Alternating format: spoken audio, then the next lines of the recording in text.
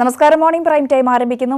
Bishop Franco Mulakkal കന്യാസ്ത്രീയെ പീഡിപ്പിച്ച കേസിൽ കുറ്റപത്രം ഇന്ന് കോടതിയിൽ സമർപ്പിക്കും. ബലാത്സംഗവും പ്രകൃതിവിരുദ്ധ പീഡനവും ഉൾപ്പെടെ 5 വകുപ്പുകൾ ചുമത്തിയാണ് കുറ്റപത്രം.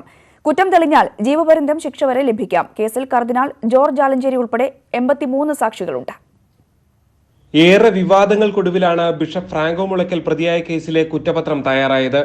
ബലാത്സംഗം, പ്രകൃതിവിരുദ്ധ ലൈംഗിക പീഡനം, അധികാര ദുർവിനിയോഗം നടത്തിയുള്ള ലൈംഗിക പീഡനം, അന്യായമായി തടഞ്ഞുവെക്കൽ, ഭീഷണി, സ്വാധീനം ഉപയോഗിച്ച് തുടർച്ചയായ ബലാത്സംഗം എന്നിവയാണ് കുറ്റങ്ങൾ. ജീവപര്യന്തം വരെ ശിക്ഷ ലഭിക്കാവുന്ന കുറ്റങ്ങളാണ് ഫ്രാങ്കോ മുളയ്ക്കലിനെതിരെ ചുമത്തിയിരിക്കുന്നത്. കർദിനാൾ George Alencherry, Pala bishop Joseph Kallarangatt, Bhagalpur bishop Kurian Vallikandathil, Ujjain bishop Sebastian Vadakkel എന്നിവർ അടക്കം 83 സാക്ഷികളാണുള്ളത്. പ്രധാനപ്പെട്ട 10 സാക്ഷികളുടെ മൊഴികൾ മജിസ്ട്രേറ്റുമാർ രേഖപ്പെടുത്തി. ഇത് രേഖപ്പെടുത്തിയ 7 മജിസ്ട്രേറ്റുമാരും സാക്ഷികളാണ്. കുറ്റപത്രത്തോടൊപ്പം 101 രേഖകളും പ്രതിക്കെതിരായ തെളിവുകളും ഹാജരാക്കും. IG Vijay Sakhare, Kottayam SP Harishankar, Vaikom DYSP K Subhash എന്നിവരാണ് അന്വേഷണത്തിന് നേതൃത്വം നൽകിയത്. അഡ്വക്കേറ്റ് ജിതേഷ് J ബാബുവാണ് സ്പെഷ്യൽ പ്രോസിക്യൂട്ടർ. പാലാ 1ാം ക്ലാസ് മജിസ്ട്രേറ്റ് കോടതിയിലാണ് കുറ്റപത്രം സമർപ്പിക്കുന്നത്. G Sreejith, news 18, Kottayam. Bishop Franco മുളയ്ക്കലിനെതിരായ കേസിൽ കുറ്റപത്രം സമർപ്പിക്കാൻ ഒരുങ്ങുകയാണ് പോലീസ്. ഗുരുതരമായ വകുപ്പുകൾ തന്നെയാണ് ചുമത്തിയിരിക്കുന്നത്. ജീവപര്യന്തം ശിക്ഷ വരെ ലഭിക്കാവുന്ന കുറ്റങ്ങൾ. സഭയ്ക്കുള്ളിൽ നിന്ന് തന്നെ നീതിക്ക് വേണ്ടി നടന്ന സുദീർഘമായ പോരാട്ടത്തിനൊടുവിൽ ഫലമുണ്ടാവുകയാണോ? കുറ്റപത്രം കോടതിയിലെത്തുമ്പോൾ സ്വാഭാവികമായും ഉയരുന്ന ചോദ്യം ഇതാണ്: കന്യാസ്ത്രീകൾക്ക് ലഭിക്കുമോ ഒടുവിൽ അന്തിമ നീതി? ന്യൂസ് അജണ്ട ചർച്ച ചെയ്യുന്ന പ്രധാന വിഷയങ്ങളിൽ ഒന്ന് ഇതുതന്നെയാണ്.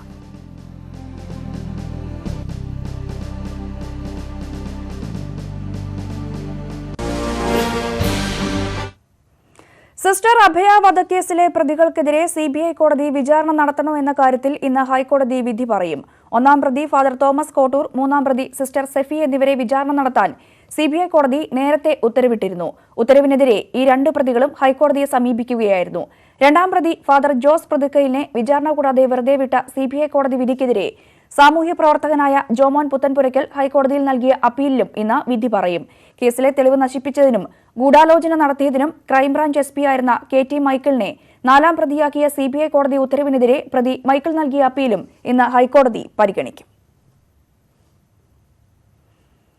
നടിയെ ആക്രമിച്ച കേസിൽ കുറ്റം ചുമത്തുന്നത് സ്റ്റേ ചെയ്യണമെന്നാവശ്യപ്പെട്ട് ദിലീപ് നൽകിയ അപേക്ഷ സുപ്രീം കോടതി ഇന്ന് പരിഗണിക്കും. കുറ്റം ചുമത്തുന്നതിനായി കേസ് ബുധനാഴ്ച വിചാരണ കോടതി പരിഗണിക്കുന്ന സാഹചര്യത്തിലാണ് ദിലീപിന്റെ അപേക്ഷ. കേസിൽ മെമ്മറി കാർഡിന്റെ പകർപ്പ് ആവശ്യപ്പെട്ടുള്ള ദിലീപിന്റെ ഹർജി സുപ്രീം കോടതിയുടെ പരിഗണനയിലാണ്. അതിൽ തീരുമാനമാകും വരെ കുറ്റം ചുമത്താൻ പാടില്ല എന്നാണ് ദിലീപിന്റെ വാദം. മലപ്പുറം കാളികാവിൽ വീട്ടുകാരുടെ പരിചരണം കിട്ടാതെ ദുരിതത്തിലായ 3.5 വയസ്സുകാരിയെ ശിശു സംരക്ഷണ കേന്ദ്രത്തിലേക്ക് മാറ്റി. കുട്ടിയെ വീട്ടിലുള്ളവർ ശാരീരികമായി ഉപദ്രവിച്ചിരുന്നു. നാട്ടുകാരുടെ പരാതിയെ തുടർന്ന് ചൈൽഡ് ലൈൻ ഇടപെട്ടാണ് കുട്ടിയെ സംരക്ഷണ കേന്ദ്രത്തിലേക്ക് മാറ്റിയത്. കൊടും ദുരിതമാണ് 3.5 വയസ്സുകാരി വീട്ടിൽ അനുഭവിച്ചിരുന്നതെന്ന് ആദ്യം കാണുമ്പോൾ തന്നെ വ്യക്തമാകും. 6 മാസം പ്രായമായ കുട്ടിയുടെ ശാരീരിക വളർച്ച പോലുമില്ല. ദേഹം മുഴുവൻ മുറിവേറ്റതിന്റെ അടയാളങ്ങളുണ്ട്. എല്ലും തോലുമായിരിക്കുന്നു കുട്ടി. കുഞ്ഞിന്റെ അമ്മ 2 വിവാഹം കഴിച്ചിട്ടുണ്ട്. 2 ഭർത്താക്കന്മാരും ഇപ്പോൾ കൂടെയില്ല. 2 വിവാഹങ്ങളിലായി 4 മക്കൾ. അതിൽ ഈ കുട്ടിയോട് മാത്രമാണ് അവഗണന. കുട്ടിയെ അമ്മയുടെ അമ്മ ഉപദ്രവിക്കാറുണ്ടെന്നാണ് അയൽവാസിയുടെ പരാതി. നാട്ടുകാർ നൽകിയ പരാതിയുടെ അടിസ്ഥാനത്തിലാണ് ചൈൽഡ് ലൈൻ പ്രവർത്തകർ ഇവരുടെ വീട്ടിലെത്തിയത്. എല്ലാ കുട്ടികളെയും വിവിധ സംരക്ഷണ കേന്ദ്രങ്ങളിലേക്കും കുട്ടിയുടെ അമ്മയെ മഹിളാ മന്ദിരത്തിലേക്കും മാറ്റി. കുട്ടിയുടെ ഭക്ഷണമോ അതല്ലെങ്കിൽ പ്രോപ്പറായിട്ടുള്ള ഒരു കെയറോ കിട്ടുന്നില്ല.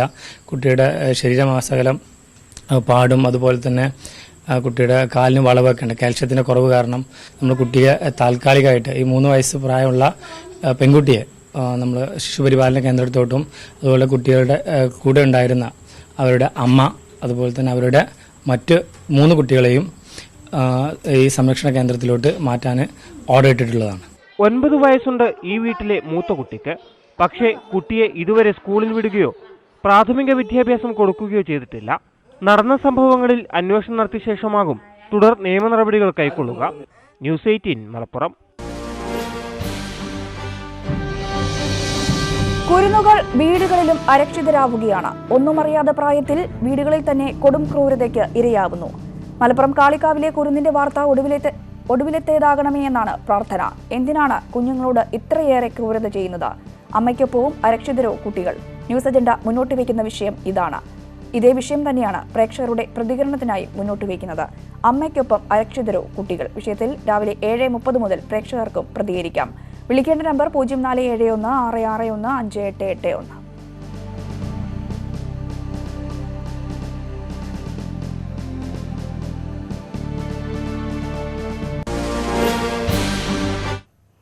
ലോക്സഭാ തെരഞ്ഞെടുപ്പിന്റെ ഒന്നാംഘട്ട പരസ്യ പ്രചാരണം ഇന്ന് അവസാനിക്കും. 18 സംസ്ഥാനങ്ങളിലെ 91 മണ്ഡലങ്ങളിലാണ് മറ്റന്നാൾ വോട്ടെടുപ്പ്. 3 സംസ്ഥാന നിയമസഭകളിലേക്കുള്ള പരസ്യ പ്രചാരണവും ഇന്ന് അവസാനിക്കും.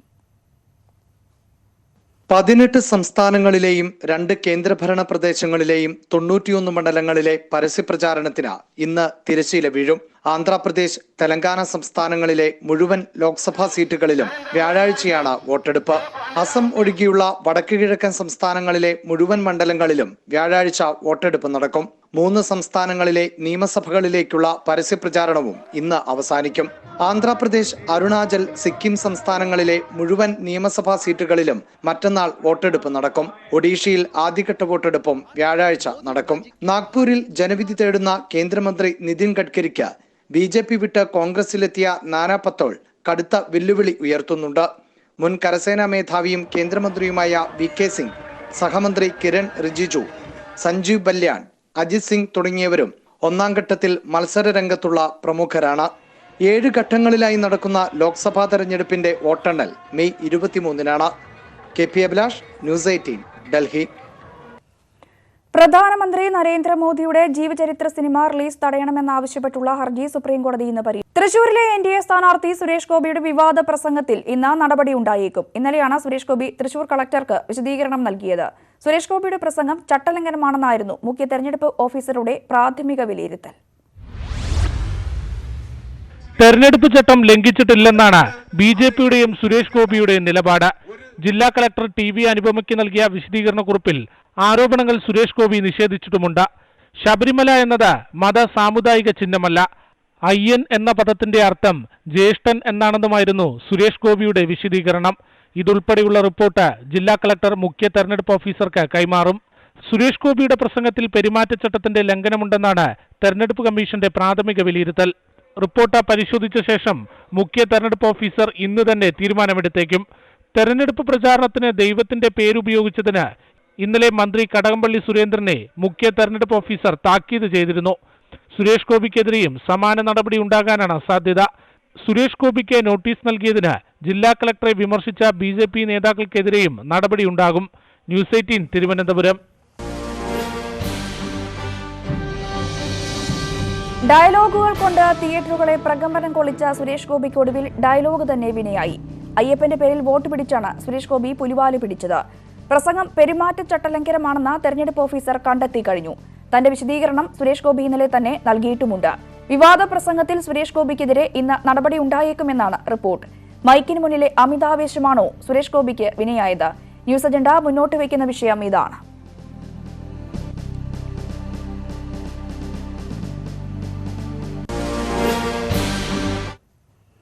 MK രാഘവനെതിരായ കോഴയാരോപണത്തിൽ തുടർ നടപടിയുമായി അന്വേഷണ സംഘം.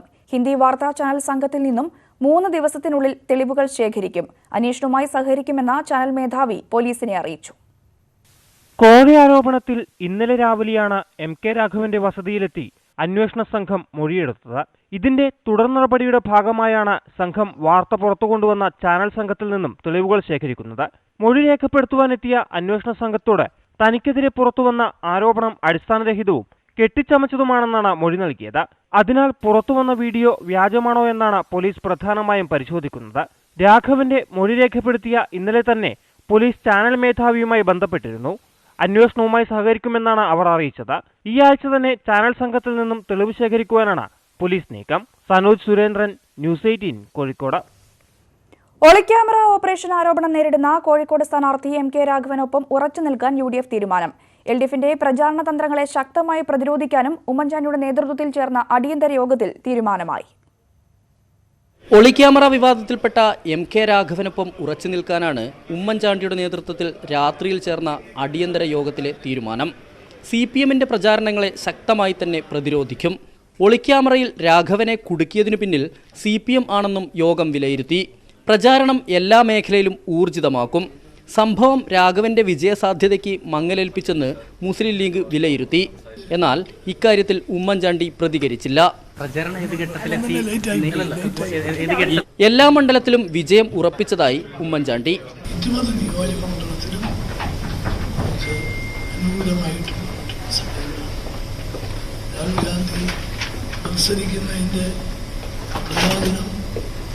ഏറ്റവും അധികം കിട്ടാൻ അടുത്ത് കിടക്കുന്ന ഈ വയനാട് നിയോജകമണ്ഡലത്തിന്റെ ഭാഗമായി കിടക്കുന്ന കോഴിക്കോടിനും വടകരയ്ക്കും ഒക്കെ വളരെ ഗുണകരമാകും എന്നുള്ള വിശേഷമാണ് നടന്നിരിക്കുന്നത്. കോഴിക്കോട് ചേർന്ന യോഗത്തിൽ സി മായിൻ ഹാജി ഉൾപ്പെടെ പ്രമുഖ UDF നേതാക്കൾ പങ്കെടുത്തു. ന്യൂസ് 18 കോഴിക്കോട്. ശ്വാസകോശ രോഗത്തെ തുടർന്ന് ചികിത്സയിൽ കഴിയുന്ന കേരള കോൺഗ്രസ് ചെയർമാൻ KM മാണിയുടെ നില ഗുരുതരമായി തുടരുന്നു. തീവ്രപരിചരണ വിഭാഗത്തിലുള്ള അദ്ദേഹത്തിന് വെന്റിലേറ്റർ സഹായം നൽകുന്നുണ്ടെന്ന് ഡോക്ടർമാർ അറിയിച്ചു. ശ്വാസകോശ അസുഖത്തെ തുടർന്ന് 1.5 മാസം മുൻപാണ് KM മാണിയെ കൊച്ചിയിലെ സ്വകാര്യ ആശുപത്രിയിൽ പ്രവേശിപ്പിച്ചത്. ആരോഗ്യനില മെച്ചപ്പെട്ടതിനെ തുടർന്ന് വീട്ടിലേക്ക് മടങ്ങിയെങ്കിലും ശ്വാസതടസ്സത്തെ തുടർന്ന് വെള്ളിയാഴ്ച പുലർച്ചെ വീണ്ടും ആശുപത്രിയിലാക്കി. ശ്വാസകോശ അണുബാധയുമുണ്ടായിരുന്നു. ഇപ്പോൾ തീവ്രപരിചരണ വിഭാഗത്തിൽ നിരീക്ഷണത്തിലാണ് അദ്ദേഹം. സാറ് ക്രിട്ടിക്കലി ഇല്ല, അതുകൊണ്ട് നമുക്ക് പറയാൻ ഒക്കെയല്ല. ഞാൻ പറഞ്ഞ പോലെ സാർ ഒരു ഫൈറ്ററാണ്. അതുകൊണ്ട് സാറ് തിരിച്ചു വരുമെന്ന് ഞങ്ങളുടെ പൂർണ്ണമായിട്ടുള്ള ബലം. മുഖ്യമന്ത്രി പിണറായി വിജയൻ KM മാണിയെ സന്ദർശിച്ചു. ഞാൻ അദ്ദേഹത്തെ കണ്ടു, പിന്നെ കുടുംബാംഗങ്ങളെ കണ്ടു, കാര്യങ്ങൾ ഡോക്ടർമാരുമായിട്ട് ചർച്ച ചെയ്തു. ആരോഗ്യസ്ഥിതിയെക്കുറിച്ച് ഡോക്ടർമാർ പ്രതികരിക്കുന്നതാണെന്നല്ലോ, ഞാൻ പറയുന്നതല്ല. വൃക്കകളുടെ പ്രവർത്തനം തകരാറിലായതിനാൽ ഡയാലിസിസ് ചെയ്യുന്നുണ്ട്. അർദ്ധബോധാവസ്ഥയിലാണ് അദ്ദേഹം. അണുബാധയുണ്ടാകാതിരിക്കാൻ സന്ദർശകർക്ക് കർശന നിയന്ത്രണം ഏർപ്പെടുത്തി. ന്യൂസ് 18 കൊച്ചി. ഇനി ലോകവാർത്തകൾ.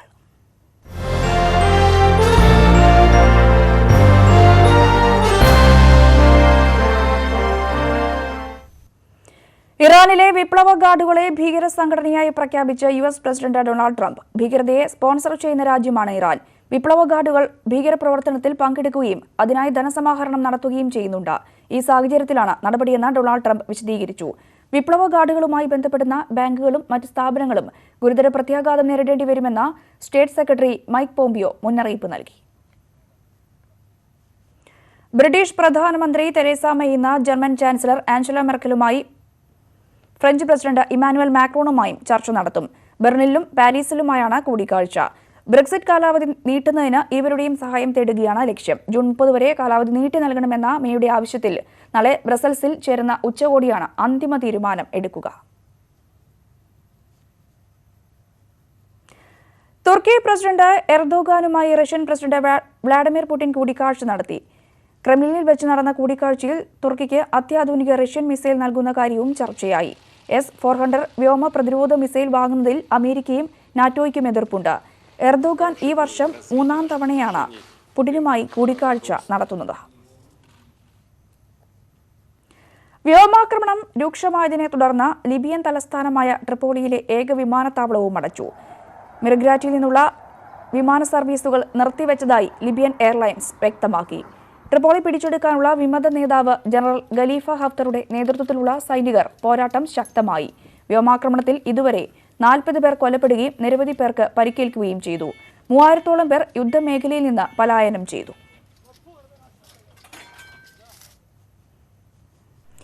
എംപാനൽ ഡ്രൈവർമാരെയും പിരിച്ചുവിടണമെന്ന ഹൈക്കോടതി ഉത്തരവിനെതിരെ അപ്പീൽ നൽകുന്നതിൽ ഇന്ന് വ്യക്തത വരും. KSRTC മാനേജ്മെന്റിനെ കൊണ്ട് അപ്പീൽ നൽകിക്കാനാണ് ആദ്യ ആലോചന. തെരഞ്ഞെടുപ്പിന് തൊട്ടു മുൻപ് വന്ന ഹൈക്കോടതി വിധി സർക്കാരിനെതിരെ ആയുധമാക്കാനാണ് പ്രതിപക്ഷത്തിന്റെ തീരുമാനം. എംപാനൽ കണ്ടക്ടർമാരെ പിരിച്ചുവിട്ടപ്പോഴുള്ള സാഹചര്യമല്ല ഇപ്പോഴത്തേത്. PSC അഡ്വൈസ് ലഭിച്ച ഉദ്യോഗാർത്ഥികൾ പുറത്തു നിൽക്കുമ്പോഴായിരുന്നു എംപാനലുകാരെ പിരിച്ചുവിടാൻ കോടതി ഉത്തരവിട്ടത്. എന്നാൽ ഡ്രൈവർ തസ്തികയിൽ PSC ലിസ്റ്റ് നിലവിലില്ല. അതിനാൽ അവശ്യ സർവീസുകൾ മുടങ്ങാതിരിക്കാൻ അവധി ഒഴിവുകളിൽ പുറത്തുനിന്നുള്ളവരെ ഉൾപ്പെടുത്താൻ അനുവദിക്കണമെന്ന അപേക്ഷയാകും അപ്പീലിൽ ഉയർത്തുക. ഒപ്പം ജനങ്ങളുടെ ബുദ്ധിമുട്ടും KSRTCയുടെ സാമ്പത്തിക പ്രതിസന്ധിയും അപ്പീലിൽ ഉന്നയിക്കും. മാനേജ്മെന്റിനെ കൊണ്ട് അപ്പീൽ നൽകിക്കാനാണ് ആലോചന. സർക്കാരും അപ്പീൽ നൽകാൻ ആലോചിക്കുന്നുണ്ട്. എംപാനൽ കണ്ടക്ടർമാരെ പിരിച്ചുവിട്ടതിനു പിന്നാലെ ഡ്രൈവർമാരെയും പിരിച്ചുവിടാൻ ഉത്തരവ് വന്നത് രാഷ്ട്രീയ ആയുധമാക്കാനാണ് പ്രതിപക്ഷ തീരുമാനം. KSRTCയിലെ എംപാനൽ ജീവനക്കാരെ പിരിച്ചുവിട്ടു. മുൻ ട്രാൻസ്പോർട്ട് മന്ത്രിയുണ്ട് ഇവിടെ. അവർക്കെല്ലാം ജോലി കൊടുക്കാമെന്ന് പറഞ്ഞു. ഒരാൾക്കും ജോലി കൊടുത്തില്ല. ഇന്ന് എംപാനൽ ഡ്രൈവർമാരെയും പിരിച്ചുവിടാൻ കോടതി തീരുമാനിച്ചു. മുഴുവൻ എംപാനൽ ഡ്രൈവർമാർ 10,500 2,000 പേരുണ്ട്. അവരെയും പിരിച്ചുവിടാൻ തീരുമാനിച്ചു. ഇത് ഈ ഗവൺമെന്റിന്റെ പിടിപ്പുകേട് കൊണ്ടുണ്ടാകുന്ന കാര്യമല്ലേ? എംപാനൽ കണ്ടക്ടർമാർക്ക് നൽകിയ വാഗ്ദാനം സർക്കാർ അട്ടിമറിച്ചെന്നും പ്രതിപക്ഷം ആരോപിക്കുന്നു. ന്യൂസ് 18 തിരുവനന്തപുരം. രാജൻ ബാബു വിഭാഗം ലയിക്കാൻ വന്നപ്പോൾ വീടിന്റെ ഗേറ്റ് തുറക്കാതെ ഗൗരിയമ്മ. വീടിന് പുറത്തേക്ക് ആരും വരാതിരുന്നത് കാരണം രാജൻ ബാബുവിനും കൂട്ടുകാർക്കും അരമണിക്കൂറോളം പുറത്ത് കാത്തു നിൽക്കേണ്ടി വന്നു. പിന്നീട് ഗൗരിയമ്മ പുറത്തു വന്നുവെങ്കിലും താക്കോൽ കാണാനില്ല എന്ന് പറഞ്ഞതോടെ ലയിക്കാനെത്തിയവർ പൂട്ടുപൊളിച്ചാണ് അകത്ത് കയറിയത്. മുൻ നിശ്ചയപ്രകാരം ലയനപ്രഖ്യാപനം നടത്താൻ വൈകിട്ട് 4:15 രാജൻ ബാബുവും കൂട്ടരും എത്തിയെങ്കിലും ഗൗരിയമ്മയുടെ വീട്ടിൻ്റെ ഗേറ്റ് പൂട്ടിയ നിലയിൽ. ഗൗരിയമ്മയ്ക്കൊപ്പമുള്ളവരെ ഫോണിൽ ബന്ധപ്പെടാൻ ശ്രമിച്ചെങ്കിലും ഒരു രക്ഷയുമില്ല.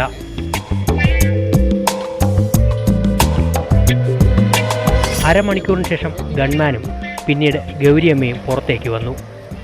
താക്കോൽ കാണാനില്ലെന്നറിയിച്ചതോടെ പുറത്തുനിന്ന് നേതാക്കളിലൊരാൾ ചുറ്റിക സംഘടിപ്പിച്ചു. അങ്ങനെ ചരിത്രത്തിലാദ്യമായി ഗേറ്റ് കുത്തി തുറന്ന ലയനം. ജനങ്ങൾക്ക് വേണ്ടി ആ നിലയിലേക്ക് കേട്ടോ. മനസ്സിലായല്ലോ. മനസ്സിലായി. സാധാരണ സുരക്ഷാ ജീവനക്കാരുടെ പക്കലാണ് ഗേറ്റിന്റെ താക്കോൽ ഉണ്ടാകാറ്. ഇന്ന് രാവിലെ ഗൗരിയമ്മ താക്കോൽ വാങ്ങിവെച്ചു. താക്കോൽ കയ്യിൽ വെച്ച് ഗൗരിയമ്മ വന്നവരെ പുറത്തു നിർത്തിയതാണോ എന്നും സംശയമുണ്ട്. ഗൗരിയമ്മ LDFിനൊപ്പമാണ്. രാജൻ ബാബു വിഭാഗത്തിനാകട്ടെ UDFിനോടാണ് താല്പര്യം. താക്കോൽ കാണാതായതിനു പിന്നിൽ ഈ അഭിപ്രായ ഭിന്നതയാണെന്നാണ് സംശയം.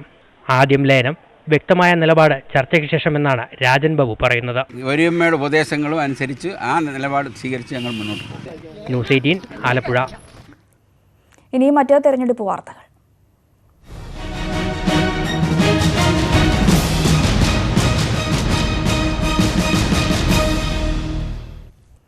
ശത്രുക്കളായിരുന്നവർ പരസ്പരം പുണരുന്ന കാഴ്ചയാണ് ഇന്ന് ഇന്ത്യൻ രാഷ്ട്രീയത്തിൽ കാണുന്നത് എന്ന് പ്രധാനമന്ത്രി നരേന്ദ്രമോദി. ഉത്തർപ്രദേശിൽ മായാവതിയുടെ കാൽച്ചുവട്ടിലെ മണ്ണ് ഒലിച്ചുപോയിരിക്കുന്നു. അവരുടെ കപ്പൽ മുങ്ങുകയാണ്. പ്രത്യേക മതത്തിന്റെ പേരിൽ വോട്ട് ചോദിക്കുന്നത് ശരിയാണോ എന്ന് തെരഞ്ഞെടുപ്പ് കമ്മീഷൻ പരിശോധിക്കണം. ഹിന്ദുക്കളുടെ പേരിൽ ആരെങ്കിലും വോട്ട് ചോദിച്ചിരുന്നുവെങ്കിൽ എന്താകുമായിരുന്നു സ്ഥിതി? മതേതരർ എന്ന് അവകാശപ്പെടുന്നവർ എവിടെ പോയെന്നും പ്രധാനമന്ത്രി ചോദിച്ചു. News 18 group editor in chief Rahul ജോഷിക്ക് നൽകിയ അഭിമുഖത്തിലാണ് പ്രധാനമന്ത്രി ഇക്കാര്യം പറഞ്ഞത്. मायावती जी ने ओपनली मुस्लिम्स को मुस्लिम से वोट मांगे, कहा कि सिर्फ गठबंधन को वोट दीजिएगा, वोट बंटना नहीं चाहिए, उसके रहते वो इसी की नजर में भी आ गई। ऐसे बयानों को आप कैसे देखते हैं? लगातार पराजय के कारण हताश हुई मायावती जी इस प्रकार की बात कहे, इसे मैं बहुत स्वाभाविक मानता हूँ। मुसलमानों को स्पेशल वोट करने के लिए अपील करे वगैरह, एक तो ये इलेक्शन कमीशन का विषय है किसको करना, लेकिन मुझे चिंता मायावती की कम है, क्योंकि अब वो डूबती हुई भी नहीं आए, बचने के लिए मुसलमानों को सहारा ढूंढती हो, मैं उनकी मुसीबत समझ सकता हूँ। मेरी चिंता देश के सेक्युलर का झंडा लेकर के घूमने वाले 24 घंटे से उनके मुंह पर ताला क्यों लग गया है। अगर ऐसी बात किसी ने हिंदू समाज के लिए बोल दी होती तो ये कितनी उठापटक करते, कितने अवार्ड वापसी वाले निकल आते, कितने सिग्नेचर वाले निकल आते। ये जमात चुप क्यों है? देश के लिए चिंता का विषय है ये जमात, और आपसे भी मेरा आग्रह है ऐसी जमात को अब एक्सपोज करने की जरूरत है कि इस प्रकार की सिलेक्टिव क्यों है। क्या इससे उनके सेकुलरिज्म को कोई चोट नहीं पहुंची? क्या ये उनके सेकुलरिज्म को बढ़ावा देने वाली चीज थी? क्या इनके सेकुलरिज्म को ताकत? इसलिए सबसे बड़ा खतरा ये नकाबी लोग हैं ना, उनका है। मायावती की तो मजबूरी है, कैसे भी करके बचना है, तो वोट मांगने के लिए इधर उधर कोशिश करती रहेगी। പ്രധാനമന്ത്രിയുമായി network 18 group editor in chief Rahul Joshi നടത്തിയ അഭിമുഖത്തിന്റെ പൂർണ്ണരൂപം ഇന്ന് രാത്രി 7-ന് സംപ്രേഷണം ചെയ്യും. മറ്റു വാർത്തയിലേക്ക് വരുമ്പോൾ, ആശുപത്രി കിടക്കയിൽ കിടന്ന തെരഞ്ഞെടുപ്പിനെ നേരിടേണ്ടി വന്ന ചാലക്കുടിയിലെ UDF സ്ഥാനാർത്ഥി ബെന്നി ബെഹനാൻ ശനിയാഴ്ച മുതൽ പ്രചാരണം പുനരാരംഭിക്കും. അപ്രതീക്ഷിതമായി വീഴ്ത്തിയ ഹൃദയാഘാതത്തിൽ നിന്നും ബെന്നി ബെഹനാൻ മടങ്ങിയെത്തും വരെ മണ്ഡലത്തിലെ പ്രചാരണം നയിച്ചത് UDF MLA-മാരാണ്. പുറത്ത് പ്രചാരണം കത്തിക്കയറുമ്പോൾ ആശുപത്രിയിലെ തീവ്രപരിചരണ വിഭാഗത്തിലായിരുന്നു ബെന്നി ബെഹനാൻ. ഓർക്കാപ്പുറത്തെത്തിയ നെഞ്ചുവേദന, ഉടൻ ആശുപത്രിയിലേക്ക്, പിന്നെ ആൻജിയോപ്ലാസ്റ്റി. ഡോക്ടർമാർ നിർബന്ധിത വിശ്രമം കൽപ്പിച്ചതോടെ ഇതാദ്യമായി ഒരു തിരഞ്ഞെടുപ്പ് കാലത്ത് ബെന്നി ബെഹനാന് പ്രചാരണത്തിൽ ചേരാതെ മാറി നിൽക്കേണ്ടി വന്നു. അതിന്റെ ദുഃഖം അദ്ദേഹം മറച്ചുവെക്കുന്നില്ല. സാന്നിധ്യം അവിടെ നിഴലിക്കാത്ത തലത്തിലാണ് അവരുടെ പ്രവർത്തനം മുന്നോട്ട് പോകുന്നത്. ഞാൻ ആശുപത്രിയിലാണെങ്കിൽ എൻ്റെ മനസ്സും ചിന്തയും മുഴുവൻ ചാലക്കുടി വോട്ടർമാരോടൊപ്പമാണ്. സ്ഥാനാർത്ഥിയുടെ അഭാവത്തിൽ മണ്ഡലത്തിലെ UDF MLA-മാരുടെ നേതൃത്വത്തിലാണ് പ്രചാരണം നടന്നത്. എതിർ സ്ഥാനാർത്ഥി ഇന്നസെന്റ് അടക്കം രാഷ്ട്രീയ നേതാക്കളെല്ലാം ബെന്നിക്ക് സുഖാശംസകളുമായി ആശുപത്രിയിലെത്തി. ആരോഗ്യം വീണ്ടെടുത്തതിനാൽ ശനിയാഴ്ച മുതൽ പ്രചാരണത്തിനിറങ്ങാൻ കഴിയുമെന്നാണ് പ്രതീക്ഷ. 13-ാം തീയതി വരെ ഇപ്പോൾ MLA-മാരുടെ നേതൃത്വത്തിലുള്ള പ്രചരണം നടക്കുകയാണ്. 13-ന് ശേഷം നിയമമണ്ഡലത്തിൽ എത്തിച്ചേരാൻ കഴിയുമെന്നുള്ള പ്രതീക്ഷയാണ് എനിക്കുള്ളത്. ഹൃദയത്തിലെ ബ്ലോക്ക് നീങ്ങി. ഇനി ബ്ലോക്കായ പ്രചാരണം പുനരാരംഭിക്കാൻ ബെന്നി ബെഹനാൻ മണ്ഡലത്തിലേക്ക്. ന്യൂസ് 18 കൊച്ചി. നിരവധി തെരഞ്ഞെടുപ്പുകളിൽ കണ്ണൂരിലെ കോൺഗ്രസിന്റെ തന്ത്രങ്ങൾ മെനഞ്ഞ പി രാമകൃഷ്ണന് സജീവമാകാൻ കഴിയാത്ത പ്രചാരണമാണ് ഇത്തവണ. പക്ഷാഘാതത്തെ തുടർന്നുള്ള ചികിത്സയിലാണ് രാമകൃഷ്ണൻ. തെരഞ്ഞെടുപ്പ് പ്രചാരണത്തിന് ചൂടേറുമ്പോൾ കണ്ണൂരിലെ UDF പാളയത്തിൽ ഒരു നേതാവിൻ്റെ അസാന്നിധ്യം ചർച്ചാവിഷയമാക്കുകയാണ്. മുൻ DCC പ്രസിഡന്റും KPCC ജനറൽ സെക്രട്ടറിയുമായ പി രാമകൃഷ്ണൻ. പക്ഷാഘാതം തളർത്തുന്നതിന് മുൻപ് രാഷ്ട്രീയ രംഗത്തെ നിറസാന്നിധ്യമായിരുന്ന PR ഇന്ന് പയ്യാമ്പലത്തെ വീട്ടിൽ വിശ്രമിക്കുകയാണ്. PT ചാക്കോ ശക്തനായ ആഭ്യന്തരമന്ത്രിയായിരിക്കെ അദ്ദേഹത്തിന് എതിരായിട്ട് കോൺഗ്രസ് MLA ആയിട്ട് പോലും കോൺഗ്രസ് ഭരിക്കുന്ന കാലത്ത് അദ്ദേഹത്തിനെതിരായിട്ട് സത്യാഗ്രഹം ചെയ്ത ആളാണ് P ഗോപാൽ. അങ്ങനെയാണ് പ്രഹ്ലാദൻ ഗോപാൽ എന്നുള്ള പേര് വന്നിരിക്കുന്നത്. ഏതാണ്ട് അതേ പകർപ്പ് തന്നെയാണ് പി രാമകൃഷ്ണൻ കിട്ടിയിരിക്കുന്നത്. ആരോടും യാതൊരു ബാധ്യതയില്ലാത്ത ഒരു കോൺഗ്രസ് പ്രവർത്തകരോട് മാത്രം. 1980-ൽ N രാമകൃഷ്ണൻ മത്സരിച്ച തെരഞ്ഞെടുപ്പ് മുതലാണ് പി രാമകൃഷ്ണൻ സംഘാടകൻ എന്ന നിലയിൽ ശ്രദ്ധേയനായത്. 2011-ൽ K സുധാകരനെതിരായ പ്രസ്താവനയുടെ പേരിൽ DCC പ്രസിഡന്റ് സ്ഥാനം ഒഴിയേണ്ടി വന്നു. മനു ഭരത്, ന്യൂസ് 18 കണ്ണൂർ. വാശിയേറിയ പോരാട്ടം നടക്കുന്ന കണ്ണൂരിൽ ഇപ്പോൾ ചർച്ചാ വിഷയം ഒരു വീഡിയോ ആണ്. K സുധാകരൻ BJPയിൽ പോകുമെന്ന CPM പ്രചാരണത്തിനുള്ള UDFന്റെ മറുപടി വീഡിയോ ആണ് തർക്ക വിഷയം. സുധാകരൻ പാർട്ടി മാറില്ല എന്ന് ഉറപ്പിക്കുന്ന UDFന്റെ വീഡിയോ സ്ഥാനാർത്ഥി BJPയിലേക്ക് പോകില്ല എന്ന് പരസ്യം ചെയ്യേണ്ട ഗതികേടിലാണ് കോൺഗ്രസ് എന്നാരോപിച്ച് നവമാധ്യമങ്ങളിൽ CPMകാർ രംഗത്തെത്തി. പക്ഷെ നമ്മൾ കണ്ണൂരുകാരൊന്നും വിശ്വസിക്കൂല. ഓനെ നമുക്ക് അത്രയ്ക്ക് വിശ്വാസ. KPCC അധ്യക്ഷനായ കണ്ണൂരിലെ UDF സ്ഥാനാർത്ഥി BJPയിൽ പോകില്ലെന്നാണ് വീഡിയോ പറയുന്നത്. CPM ആരോപണം ശക്തമായതോടെയാണ് ഈ വീഡിയോ പുറത്തിറക്കിയത്. ഓനാരോ മോൻ ഇത്തവണ ഓനെ സഹായിച്ചാലേ ഓൻ കാല് മാറും, എനിക്ക് ഉറപ്പാണ്. ഏടാ കുഞ്ഞാണ്ടി, ഓനെയുമ്പോൾ കണ്ണൂർകാർ ഇന്നൂന്നെല്ലാം കണ്ടു തുടങ്ങിയതല്ല. വിരിഞ്ഞിന്നപ്പോ ഓനാ പൂ പറിക്കാൻ പോയില്ല, പിന്നെയാണിപ്പൊ ബാഡിപ്പ. എന്നാൽ വീഡിയോ ഗുണത്തെക്കാളേറെ ദോഷമായോ എന്നാണ് ഇപ്പോഴത്തെ തർക്കം. സ്ഥാനാർത്ഥികൾ BJPയിലേക്ക് പോകില്ലെന്ന് പരസ്യം ചെയ്യേണ്ടുന്ന ഗതികേടിലാണ് കോൺഗ്രസ് എന്ന് CPM ആക്ഷേപിക്കുന്നു. എന്നാൽ കണ്ണൂരുകാർക്ക് സുധാകരനിലുള്ള വിശ്വാസമാണ് വീഡിയോ കാട്ടുന്നതെന്നാണ് UDF വാദം. നീ പച്ചർച്ച് വെട്ടുന്നോണല്ലോടാ, നീ അങ്ങനെ പറയൂ. പറഞ്ഞു കൊടുക്ക. പക്ഷെ നമ്മൾ കണ്ണൂരുകാരൊന്നും വിശ്വസിക്കൂല. ഓനെ നമുക്ക് അത്രയ്ക്ക് വിശ്വാസ. വീഡിയോയിൽ ഇറച്ചിവെട്ടുകാരെ അപമാനിക്കുന്നുവെന്ന ആരോപണവും ശക്തമാണ്. എന്നാൽ ചെഗുവേര ചിത്രവും പച്ച ഇറച്ചി വെട്ടുന്നവൻ എന്ന പരാമർശവും CPMനെ ഉദ്ദേശിച്ചെന്നാണ് UDF മറുപടി. എന്തായാലും സ്ഥാനാർത്ഥി BJPയിലേക്ക് പോകുമോ എന്ന ചർച്ച കണ്ണൂരിൽ സജീവമാണെന്ന് ഈ വീഡിയോയിലൂടെ UDFും സമ്മതിക്കുകയാണ്. Election desk, news 18. കണ്ണൂരുകാരൊന്നും വിശ്വസിക്കൂല. തെരഞ്ഞെടുപ്പിൽ പല വിഷയങ്ങൾ ചർച്ചയാകുമ്പോൾ പാലോട് പെരിങ്ങമലയിൽ ചർച്ചകളെല്ലാം ഒരു വിഷയത്തിൽ മാത്രമാണ്. പാലോട് മാലിന്യ പ്ലാന്റ് വേണ്ട എന്ന മുദ്രാവാക്യം എഴുതിയ ബോർഡുകളാണ് പെരിങ്ങമലയിലെങ്ങും. ആറ്റിങ്ങൽ ലോക്സഭാ മണ്ഡലത്തിൽ ഉൾപ്പെടുന്ന പെരിങ്ങമലയിൽ പോളിംഗ് ബഹിഷ്കരിക്കാൻ ഒരുങ്ങുകയാണ് ഒരു വിഭാഗം. ഞങ്ങൾ പറയും ബഹിഷ്കരണമാണ്, ഞങ്ങൾ വോട്ട് കൊടുക്കൂലെന്ന് പറയും. കാരണം അത് കാര്യമുണ്ട്. ഇന്നുവരെ ഒരു ഗവൺമെന്റും വന്ന് പറഞ്ഞിട്ടില്ല ഇത് നിർത്തലാക്കണമെന്ന് പറഞ്ഞിട്ടില്ല. പെരിങ്ങമല പഞ്ചായത്തിൽ നിന്ന് പോലും ആരും വന്ന് പറഞ്ഞിട്ടില്ല. സുമതിയെ പോലുള്ളവർ കടുത്ത തീരുമാനത്തിലാണ്. പെരിങ്ങമലയിൽ മാലിന്യ പ്ലാന്റ് വരാൻ പാടില്ല. ഈ ഉറപ്പ് ലഭിക്കാതെ വോട്ട് ചെയ്യാനില്ല. വോട്ട് ചോദിച്ച് ആരും വരേണ്ടെന്നും ഇവർ പറയുന്നു. വീടുകൾക്ക് മുന്നിൽ നിലപാടും എഴുതി വെച്ചിട്ടുണ്ട്. പെരിങ്ങമലയിലെ മാലിന്യ പ്ലാന്റ് വിരുദ്ധ സമരം 300-ാം ദിവസത്തിലേക്ക് എത്തുകയാണ്. അധികാരികളിൽ നിന്ന് ഒരു ഉറപ്പ് ലഭിക്കാത്തതിനാൽ പ്രതിഷേധവും ശക്തമാണ്. ഇതുവരെ ഈ സർക്കാരിൻ്റെ പ്രതിനിധികൾ ആരും തന്നെ നമ്മുടെ ഈ സമരം നിർത്തണമെന്നോ അല്ലെങ്കിൽ മാലിന്യ പ്ലാന്റ് ഇവിടെ വരില്ല എന്നൊരു വാക്ക് തരാൻ ഇതുവരെ വന്നിട്ടില്ല. സ്ഥല MP പോലും ഇവിടെ തിരിഞ്ഞു നോക്കിയിട്ടില്ല. ഞങ്ങൾ ഇനി വോട്ട് ചോദിച്ച് വരണവരുടെ ഞങ്ങൾക്ക് ഒന്നേ പറയാനുള്ളൂ, ഞങ്ങൾക്ക് ഈ മാലിന്യ പ്ലാന്റ് ഇവിടെ നിന്ന് മാറ്റി തരുമെങ്കിൽ മാത്രമേ ഞങ്ങൾ വോട്ട് ചെയ്യുള്ളൂ, അല്ലെങ്കിൽ ഞങ്ങൾ വോട്ടിന് പോകില്ല. വോട്ട് തേടിയുള്ള സ്ഥാനാർത്ഥികളുടെ ബോർഡുകളോ പോസ്റ്ററുകളോ പ്രദേശത്ത് വിരളമാണ്. എല്ലാം മാലിന്യ പ്ലാന്റ് വിരുദ്ധ പോസ്റ്ററുകൾ മാത്രം. കുടിവെള്ള പ്രശ്നവും വികസന പരാതികളുമെല്ലാം ഇവിടെയുമുണ്ട്. പക്ഷേ ഇത്തവണ പെരിങ്ങമലക്കാർ അതൊന്നും ഉന്നയിക്കില്ല. കാരണം അവർക്ക് ഒരു മുദ്രാവാക്യമേ ഉള്ളൂ, മാലിന്യ പ്ലാന്റ് വേണ്ട എന്നത്. പെരിങ്ങമലയിൽ നിന്നും ക്യാമറമാൻ മനുവിനൊപ്പം ഉമേഷ് ബാലകൃഷ്ണൻ, ന്യൂസ് 18.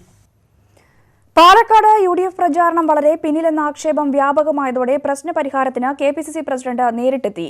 വയനാട്ടിലെ പരിപാടികൾ റദ്ദു ചെയ്താണ് മുല്ലപ്പള്ളി നേരിട്ടെത്തി ജില്ലാ നേതാക്കളുമായി ചർച്ച നടത്തിയത്. ഭിന്നതകൾ മാറ്റിവെച്ച് പ്രവർത്തനം ഊർജിതമാക്കാനാണ് ജില്ലാ നേതാക്കൾക്കുള്ള നിർദ്ദേശം. സംസ്ഥാനം മുഴുവനും രാഹുൽ തരംഗമുണ്ടാവുമെന്ന കോൺഗ്രസിന്റെ അവകാശവാദത്തിനിടെയാണ് പാലക്കാട് UDFന്റെ തെരഞ്ഞെടുപ്പ് പ്രവർത്തനത്തിൽ സംസ്ഥാന നേതൃത്വം കടുത്ത അതൃപ്തി പ്രകടിപ്പിച്ചത്. കോൺഗ്രസിന്റെ ജില്ലാ നേതാക്കൾ തമ്മിൽ കൃത്യമായ ആശയവിനിമയം നടക്കുന്നില്ലെന്നും ഘടകകക്ഷിയുടെ ജില്ലാ നേതാക്കളെ പരിഗണിക്കുന്നില്ലെന്നുമാണ് ആരോപണം. പാലക്കാട് LDFും NDAയും തമ്മിലാണ് മത്സരമെന്ന പ്രചാരണം BJPയും ശക്തമാക്കി. ഇതേ തുടർന്നാണ് വയനാട്ടിലെ പരിപാടികൾ റദ്ദ് ചെയ്ത് KPCC പ്രസിഡന്റ് മുല്ലപ്പള്ളി രാമചന്ദ്രൻ പാലക്കാട്ടെത്തി ജില്ലാ നേതാക്കളുമായി ചർച്ച നടത്തിയത്. ഈ വാർത്ത കണ്ടതുകൊണ്ട് ഞാനിവിടെ ഓടിയെത്തിയിരിക്കുന്നു. അതല്ല എന്നെനിക്ക് ബോധ്യപ്പെടുകയുണ്ടായി. ഷൊർണൂർ, ഒറ്റപ്പാലം, മലമ്പുഴ നിയമസഭാ മണ്ഡലങ്ങളിലെ പ്രവർത്തനം മോശമാണെന്നാണ് വിലയിരുത്തൽ. ഇവിടങ്ങളിൽ പ്രചാരണം ശക്തമാക്കണമെന്ന് മുല്ലപ്പള്ളി നിർദ്ദേശം നൽകി. മുസ്ലിം ലീഗ് ഉൾപ്പെടെയുള്ള ഘടകകക്ഷികളിലെ ജില്ലാ നേതാക്കളും പ്രവർത്തനത്തിലെ അതൃപ്തി മുല്ലപ്പള്ളിയോട് പറഞ്ഞു. താൽക്കാലിക പരിഹാരമായെന്നാണ് സംസ്ഥാന നേതൃത്വത്തിന്റെ പ്രതീക്ഷ. ന്യൂസ് 18 പാലക്കാട്.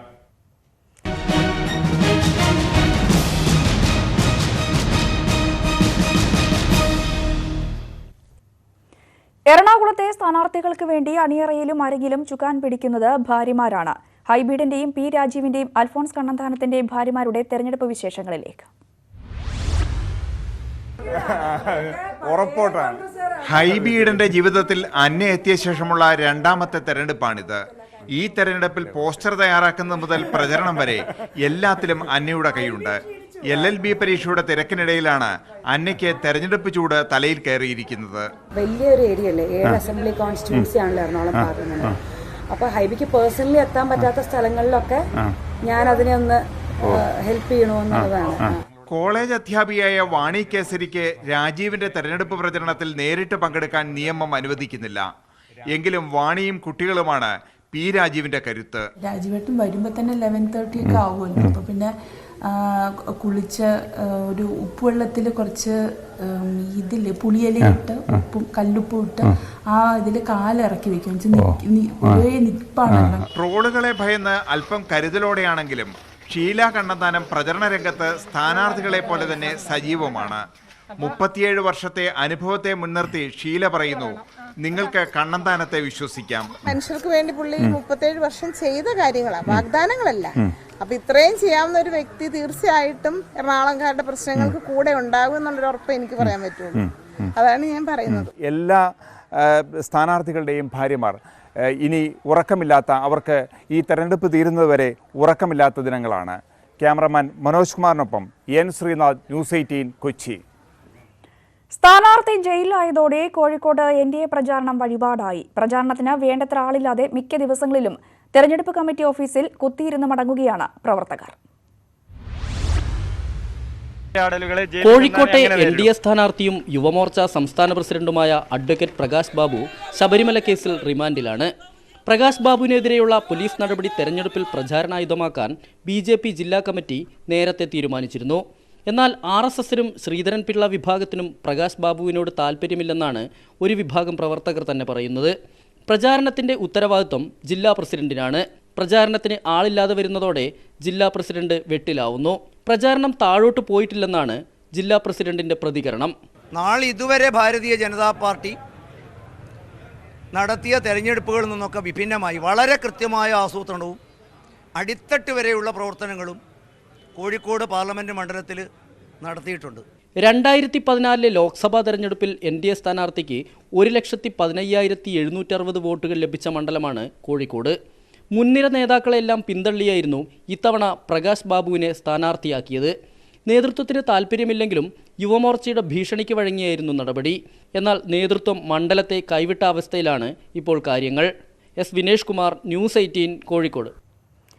2 മുൻ MPമാർ തമ്മിലുള്ള മത്സരമാണ് തെലങ്കാനയിലെ ഖമ്മ മണ്ഡലത്തിൽ. മണ്ഡലം തിരിച്ചുപിടിക്കാൻ മുൻ കേന്ദ്രമന്ത്രിയും തീപ്പൊരി നേതാവുമായ രേണുക ചൌധരിയെയാണ് കോൺഗ്രസ് ഇറക്കിയിരിക്കുന്നത്. സ്ഥാനാർത്ഥി പ്രഖ്യാപനത്തിന് തൊട്ടു മുൻപ് TDP വിട്ടെത്തിയ നമ നാഗേശ്വര റാവുവാണ് TRS സ്ഥാനാർത്ഥി. കോൺഗ്രസിന് നല്ല വളക്കൂറുള്ള മണ്ണായിരുന്നു ആന്ധ്ര അതിർത്തിയോട് ചേർന്ന് കിടക്കുന്ന ഖമ്മം. എന്നാൽ ആന്ധ്ര വിഭജനത്തോടെ കരുത്തു കുറഞ്ഞു. പഴയ പ്രതാപം തിരിച്ചുപിടിക്കുക എന്ന ലക്ഷ്യത്തോടെയാണ് 1999-ലും 2004-ലും മണ്ഡലത്തിൽ നിന്ന് വിജയിച്ച മുൻ കേന്ദ്രമന്ത്രി രേണുക ചൗധരിയെ തന്നെ കോൺഗ്രസ് കളത്തിലിറക്കിയിരിക്കുന്നത്.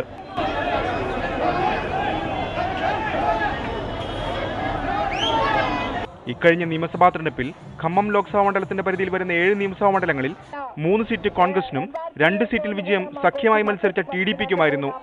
TRSന്റെ പ്രകടനം 1 സീറ്റിൽ ഒതുങ്ങി. ഇതാണ് കോൺഗ്രസിന് ആത്മവിശ്വാസം നൽകുന്ന പ്രധാന ഘടകം. കാർഷിക മേഖല, പ്രത്യേകിച്ച് മുളക് കർഷകർ നിർണായകമായ ഖമ്മം മണ്ഡലത്തിൽ കാർഷിക വിഷയങ്ങൾ ഉയർത്തിയാണ് രേണുക ചൗധരി വോട്ട് തേടുന്നത്. തെലങ്കാനയിൽ TDP ഇത്തവണ മത്സരിക്കാത്തത് అనుకూలమాగుమన్న ప్రతీక్షയും కాంగ్రెస్నుంది. ఖమ్మం జిల్లాలో బయ్యారం స్టీల్ ప్లాంట్ ఏమైంది? ఇవాళ కృతజ్ఞతలు మీకందరికీ తెలుసు. నీ అంత ప్రభుత్వంలో ఇవాల్టి రోజు ఆడు చెప్పే సొల్లు కబుర్లకి వాస్తవానికి ఇక్కడ ప్రజలకి జీతాలు ఇవ్వటం లేదు. മാർച്ച് മാസം അവസാനം TDP വിട്ട് TRSലെത്തിയ നമനാഗേശ്വരറാവു ആണ് മുഖ്യ എതിരാളി. 2009-ൽ രേണുക ചൗധരിയെ തോൽപ്പിച്ച ചരിത്രമുണ്ട് നാഗേശ്വർ റാവുവിന്. 2014-ൽ പക്ഷേ ജനവിധി തേടിയെങ്കിലും തോറ്റു. കഴിഞ്ഞ തവണ ജയിച്ചത് YSR കോൺഗ്രസ് സ്ഥാനാർത്ഥിയായിരുന്ന P. ശ്രീനിവാസ് റെഡ്ഡിയായിരുന്നു. എന്നാൽ റെഡ്ഡി പിന്നീട് TRSൽ ചേക്കേറി. ഇത്തവണ റെഡ്ഡിക്ക് సీటు నిషేధించాണ് నాగేశ్వర రావుని TRS കളത്തിലിറക്കിയിരിക്കുന്നത്. ఎక్కడ పోయినా కూడా ప్రజలు ఆదరిస్తున్నారు. ముఖ్యంగా కనుక చూసినట్టయితే గత 5 సంవత్సరాలలో TRS చేసినటువంటి అభివృద్ధి కార్యక్రమాలు, సంక్షేమ పథకాలు. ഇടതു പാർട്ടികൾക്കും വലിയ സ്വാധീനമുണ്ട് ഖമ്മം മണ്ഡലത്തിൽ. ഒരു തവണ CPMഉം ഒരു തവണ CPIയും മണ്ഡലത്തിൽ വിജയിച്ചിട്ടുണ്ട്. കഴിഞ്ഞ തവണ CPI 1,80,000-ലധികം വോട്ട് നേടി. ഇത്തവണ CPM ആണ് മത്സരരംഗത്ത്. B. വെങ്കട്ടാണ് സ്ഥാനാർത്ഥി. BJPയുടെ വാസുദേവ റാവു, ജനസേനയുടെ N. സത്യനാരായണ തുടങ്ങിയവരും മത്സരരംഗത്തുണ്ട്. Election desk, news 18.